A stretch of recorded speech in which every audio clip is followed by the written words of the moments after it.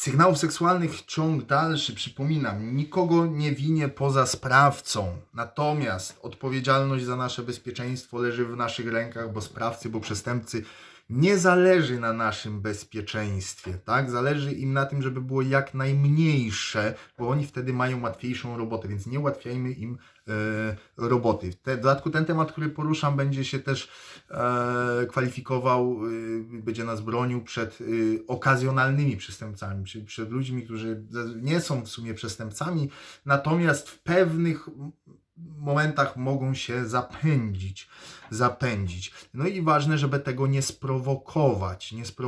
Oczywiście nawet sprowokowany on jest winny, natomiast pamiętajcie, że odpowiedzialność jest po waszej stronie, więc jeśli wiem, że coś kogoś sprowokuje do czegoś, to lepiej tego nie robić, zwłaszcza jeśli jest znacznie silniejszy ode mnie.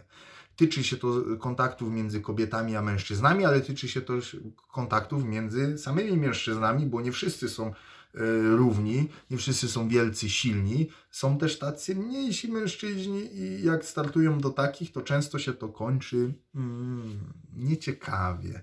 Chociaż może dla publiczności ciekawie, tak? Wiatra krwi, trony flaków zawsze wyglądają fajnie, przynajmniej na filmach, także na pewno tutaj część osób będzie się dobrze bawiło.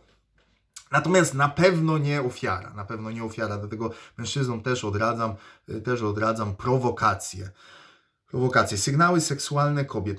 Nasze ciała w stanie pobudzenia wysyłają sygnały właśnie o tym świadczące, żeby druga strona mogła je odebrać, nie marnować czasu. To ma wiele powodów, wiele skutków, wiele zastosowań. No i co? No i kobiety na przestrzeni historii, kobiece ciała oczywiście też, nawet więcej, bo generalnie faceci znacznie mniej tych sygnałów prezentują. Oczywiście też jest tam jakieś tam są zaczerwienienia i inne rzeczy, to nie będziemy głęboko wchodzić, natomiast w zasadzie one i tak są mniej widoczne. U nas sygnał seksualny sprowadza się w zasadzie do tego, upraszczając mocno sprawę, oczywiście, tak? Ale to bardzo widać, nie? Tak jest od razu, tak, hej, tu jestem, wszyscy już wiedzą, tak? U kobiet sytuacja jest inna, więc są o mniejszym natężeniu sygnały seksualne, ale jest ich znacznie więcej. Są te wyrazistsze też. Są w większym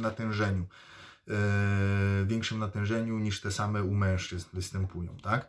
Jak na przykład powiększenie, zaczerwienienie warg. U mężczyzn jest to niewielki efekt. U kobiet bardzo wydatny, bardzo duży. Więc była szminka. Teraz mamy co? Teraz, żeby troszeczkę zmienić zasady, to weźmiemy się za oczy. Za oczy i nie tylko, za całą mimikę tutaj tej umięśnienia wokół oka, tak? Bo to świadczy, bo spojrzenie mam cały czas to samo, ale zrobię tak, patrzę cały czas tak samo, nie? Więc to jest istotne, to jest bardzo istotne. Mimika twarzy, tak? Zwłaszcza tych mięśni wokół oczu, tak? Bo mimika twarzy jest... Uśmiecham się, nie? Teraz się uśmiechnąłem jakby bardziej, nie? A w ogóle nie ustami. Więc oczy, to wszystko. Sygnały seksualne kobiet. Przypominam, nikogo nie obwiniam poza sprawcą, natomiast zaznaczam, że odpowiedzialność za nasze bezpieczeństwo ponosimy my wszyscy sami, ci, którzy chcemy być bezpieczni, więc w tym i kobieta, która w tym przypadku nie chciałaby być ofiarą napaści seksualnej. Przypominam, że wiem o tym, że większość gwałtów dzieje się w tak zwanym domowym zaciszu. I że nie trzeba być odstrzeloną jak Doda na Sylwestra, żeby przyciągnąć uwagę, stać się ofiarą. Natomiast jest to problem złożony. Nie jest tak, że gwałt to gwałt albo kradzież to kradzież. Są różne uwarunkowania, tak jak na przykład jeśli jesteś sprzedawcą, no to angażowanie się w walkę z napastnikiem, który chcecie okraść, drastycznie zmniejsza twoje szanse na przeżycie, zwłaszcza jeśli on jest uzbrojony, a ty nie. Zdaje się, że 50-krotnie rośnie szansa na śmierć. Natomiast w sytuacji ulicznej już to wygląda zupełnie inaczej. Dlatego mówię, upraszczając oczywiście temat, że oddawanie gratów nie może być traktowane jako reguła, bo bardzo często ludzie są dźgnięci po to, żeby nożem na przykład, czy postrzeleni po to, żeby zachęcić ich do szybszego oddawania gratów, albo są zabijani zaraz po oddaniu, tak? I teraz tak, jak to poznać, jaka to jest sytuacja, jakie mamy szanse, tak? I to jest ten, tak? To jest bardzo ważne, bo przyjęcie jednego modelu działania w jednej sytuacji będzie dla nas bardzo korzystne, a w drugiej sytuacji zapewni oglądanie czarnego worka od środka. Czyli niezbyt fajnie, niezbyt fajnie. Zwracamy do sygnałów seksualnych kobiet, oczy i w skrócie oczy, a tutaj cała mimika, tak? Mimika twarzy związana z wyrazem naszego spojrzenia. Teraz tak, zawsze kiedy jesteśmy pobudzeni, poszerzają się źrenice, nie? Czyli nie takie jak ja mam, tylko się robią jeszcze, musiałbym przymknąć oczy, żeby było więcej światła, docierało. O, miałem wielkie, już się zwęziły. Właśnie tak. Więc jest poszerzenie źrenic. Oczywiście pojawia się uśmiech, tak? Nie będziemy tego omawiać osobno, bo jest to też ten element mimiki, ciężko go oderwać od oczu, ale oczy stają się też większe, tak? Źrenice się powiększają, a oczy stają się większe nie dlatego, że się nagle tylko jesteśmy bardziej otwarci, bardziej się cieszymy. Jak się cieszymy, to jest tak? Zachowania antygrawitacyjne, to znaczy, że nam się coś podoba. Oczywiście tutaj już widzimy, będzie to w osobnym nagraniu kobiece, malowanie sobie brwi na takie właśnie takie do góry, tak? Takie tu do góry, o. Tak? W zasadzie już jest zrobione kolejne nagranie, bo już wiedzę macie, ale i tak będzie osobne, bo to jest dość ważne. Więc unosimy lwi, zobaczcie, dzieci jak się cieszą, jak chcecie wiedzieć, czy ktoś się faktycznie cieszy na wasze spotkanie, tak? Ej, no kopę lat się nie widzieliśmy, super, że cię widzę, tak? Ej, super, że cię widzę, nie widzieliśmy się, nie wiem ile, kurde, miło cię widzieć. Nie? Zupełnie inaczej to wygląda. Więc powiększają się oczy, bo co? Bo częściej używają tutaj dźwigaczy kobiety sobie. Mężczyźni też oczywiście, tak? Teraz się trzymamy po prostu kobiet i więcej gałki ocznej widać i się robi bardziej taka kreskówkowa, mangowa, tak? Z takimi oczami, nie? Więc to jest ważne. I teraz zauważycie w rozmowie kobiety, moje drogie panie, jak często będziecie robić tam z kimś rozmawiając i tak. Nie? Cieszę się, że jesteś. Tak? Mamy ten nasz sygnał też takiego, tak? A może pójdziemy na kawę? Wiadomo, że może nie tyle, że nie chodzi o kawę, natomiast pewnie będzie możliwe, że też będzie wchodziła w grę, natomiast cel będzie inny, nie? Więc uważajcie na to, komu te takie sygnały wysyłacie. I teraz coś, na co nie macie wpływu. Używki. Jeśli stosujemy używki, wiele używek powoduje poszerzenie źrenic. Jeśli jesteśmy w klubie, światła są przyciemnione i tak dalej, co się dzieje? Żeby więcej światła wpadało, żeby lepiej widzieć, poszerzają się źrenice. I teraz, oczywiście w miksie z innymi sygnałami, no to daje taki obraz kobiety, która zaraz będzie. Nie? No i teraz. Ta druga strona, nieświadoma, że to są reakcje fizjologiczne organizmu, natomiast, że fizycznie ma ochotę, bo może by nawet tak, ale coś psychicznie przeszkadza i summa summarum ona jako osoba, nie jako samica, tylko jako osoba. Jako samica może chcieć, kurde, trzech naraz teraz wziąć, tak? Ale jako osoba w ogóle nie ma ochoty na jakikolwiek kontakt, tak? Przyszła sobie po prostu z przyzwyczajenia posłuchać muzyki, jest fajna, ale w sumie się kiepsko bawi. Ale tu źrenice opróżnione, a ona z przyzwyczajenia jeszcze walnęła tutaj sobie te czerwonej szminki, nie? I co? No i jaki jest obraz kobiety, która jednak chce, a my niestety nie siedzimy wam w głowach, drogie panie, żaden z nas, i nie umiemy czytać w myślach. No i po tym, sądząc po tym, co widzi, to taki ogryzek, jeszcze jeśli zdołałeś się zajrzeć do takiego klubu niższych lotów, jakiejś imprezowni, która przyciąga więcej niż mniej patologii samczej, no to może stanowić problem. Tak jak mówiłem w poprzednich nagraniach, nagle się robi dysonans poznawczy, jest wysoki poziom podniecenia, a teraz co ty, turnia ze mnie robisz? Już jest wkurwienie, jest z jednej strony podniecony, z drugiej strony wkurwiony i co? Szare komórki, papa, ten okręt odpływa. I operujemy na bazie bardziej pierwotnych struktur mózgu. Tych takich niezbyt planujących, tylko tak tu i teraz i teraz. Na bazie tych struktur mózgu, tak? Odpowiedzialnych za przetrwanie, więc dlatego tu i teraz. Czyli mechanizm myślowy dziecka, tak? Małe dziecko nie ma za bardzo tam istoty szarej rozwiniętej i różnych neuronów, połączeń, samych neuronów wykształconych, a i połączeń między nimi tym bardziej odpowiedzialnych za abstrakcję, myślenie logiczne, planowanie.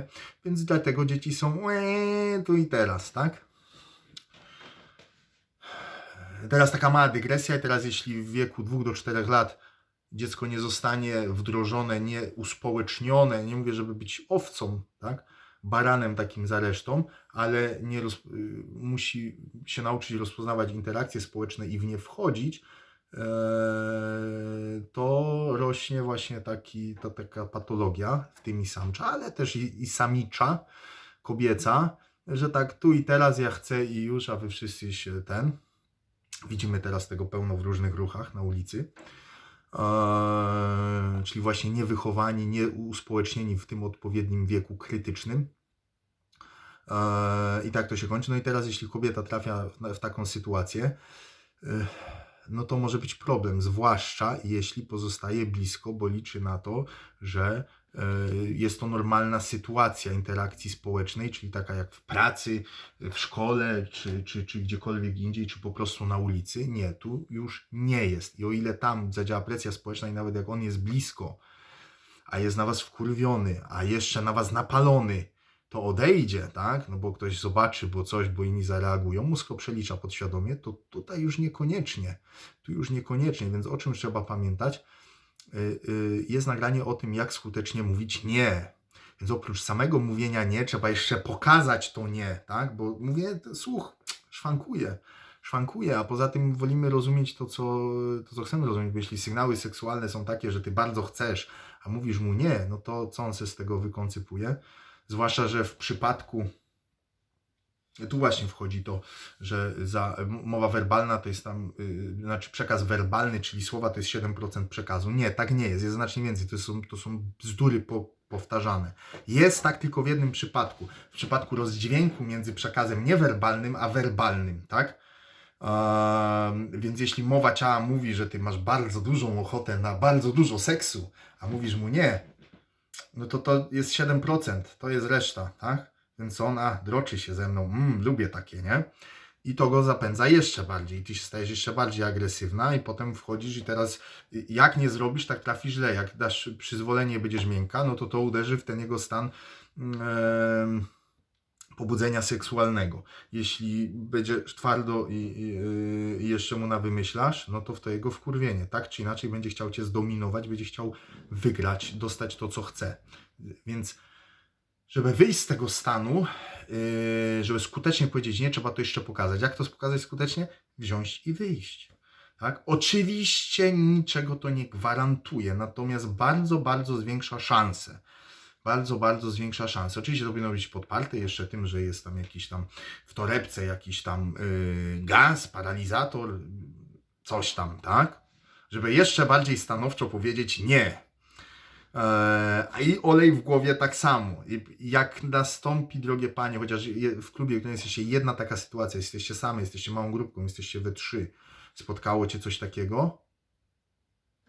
Hej, Julka, hej, Marzenka, musimy się zwijać.